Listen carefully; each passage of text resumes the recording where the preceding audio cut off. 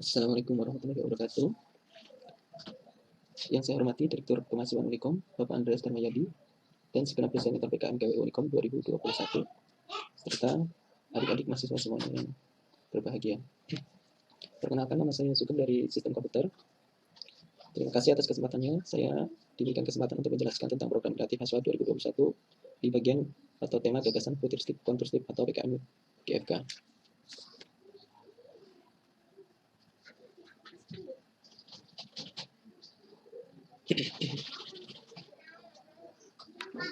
Tujuan dari PKM GFK ini bertujuan untuk memotivasi partisipasi mahasiswa dalam mengelola imajinasi, persepsi, dan nalarnya, memikirkan tata kelola yang futuristik namun kontrastif sebagai upaya pencapaian tujuan pembangunan berkelanjutan di Indonesia maupun solusi keprihatinan bangsa Indonesia.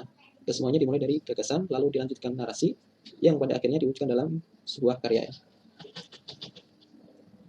Selanjutnya, ruang lingkup untuk PKM GFK ini nanti akan dibagi menjadi beberapa macam. Ada beberapa tema yang bisa dalami lebih lanjut. Antara lain ada bagian kemiskinan, jadi gagasan futuristik agar Indonesia kedepannya menjadi negara tanpa kemiskinan. Kemudian ada tanpa kelaparan, zero hunger. Kemudian kesehatan yang baik dan kesejahteraan. Kemudian ada tema pendidikan yang berkualitas di masa depan.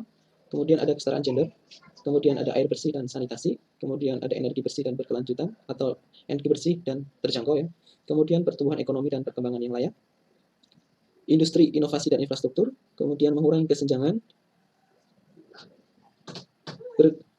Keberlanjutan kota dan komunitas. Kemudian ada konsumsi dan produksi bertanggung jawab, aksi terhadap iklim, kehidupan bawah laut, kehidupan di darat, kemudian institusi peradilan yang kuat dan perdamaiannya.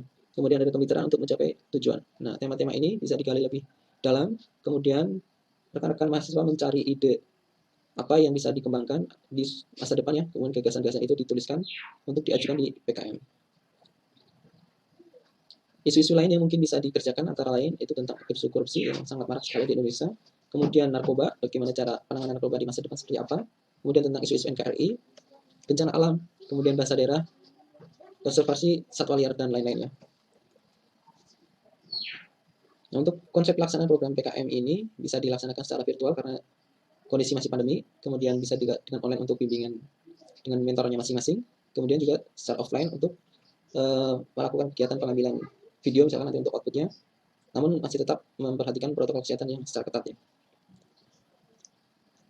PKM GFK ini nanti luarannya adalah sebuah video yang diunggah ke channel YouTube dengan isi tata kelola futuristik dan kontrastif untuk mencapai tujuan pembangunan berkelanjutan atau yang mengandung solusi atas keprihatinan bangsa Indonesia. Jadi nanti luarannya adalah berupa video, produknya adalah video yang isinya tentang tata kelola futuristik atau gagasan-gagasan yang futuristik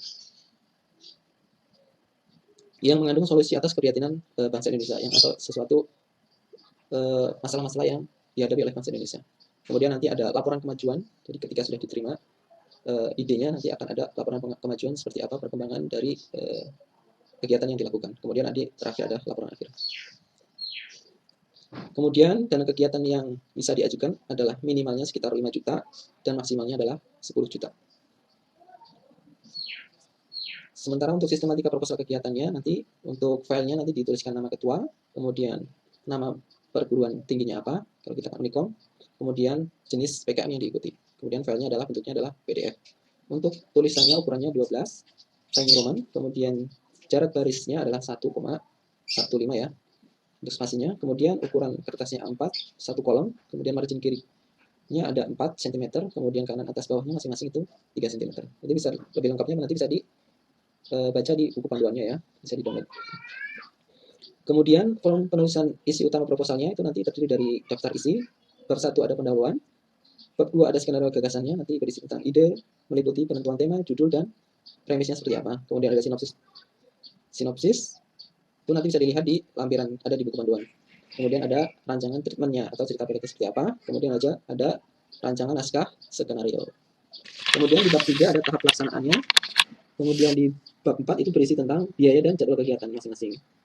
Nah, di sini yang perlu diperhatikan adalah anggaran biayanya itu 80% untuk operasionalnya. Jadi untuk operasional kegiatan pembuatan videonya nanti seperti apa. Kemudian maksimum 20% sisanya itu untuk administrasi. Misalkan untuk beli-beli peralatan yang dibutuhkan ya. bisa kertas dan lain-lain, pulpen dan lain-lain. Kemudian serta jadwal kegiatan selama pembuatan videonya nanti seperti apa. Selanjutnya nanti sisanya ada daftar pustaka setelah lampiran-lampiran, yaitu berisi nanti bisa dilihat di buku panduannya beberapa lampiran yang perlu dimasukkan, misalkan biodata membimbing, biodata ketua, dan biodata anggotanya ya. Nanti bisa dipelajari lebih lengkap di sana di buku panduannya. Kemudian untuk seleksi dan penilaian proposal sendiri, proses seleksi proposal dilakukan secara daring ya, dalam 2 tahap, yaitu ada penilaian yang menekankan pada kepatuhan atau kesesuaian penulisan dan aplikasi yang disyaratkan pada pedoman. Jadi harus sesuai dengan buku panduannya. Jadi tulisannya harus sesuai dengan buku panduan. Kemudian penilaian yang menekankan pada substantif yang diusulkan. Jadi ide yang diusulkannya seperti apa. Kemudian komponen penilaian proposal menggunakan formulir sebagaimana dilakukan di poin 9 ya. Penilaian substantif PKM GFK yang diusulkan fokus pada pertama ada aspek-aspek futuristik dan potensi implementasinya seperti apa. Jadi idenya mungkin nggak untuk diimplementasikan. Kemudian ada penyajiannya, itu mudah dipahami alur ceritanya. Kemudian kejelasan alur dan detail cerita dalam skenario, storyboard atau video scriptnya. Kemudian ada kelengkapan di dalam tahap pelaksanaan kegiatan. Mungkin itu saja yang bisa saya sampaikan untuk penjelasan tentang PKM GFK. Terima kasih atas perhatiannya. Saya ucapkan terima kasih sekali lagi. Assalamualaikum warahmatullahi wabarakatuh.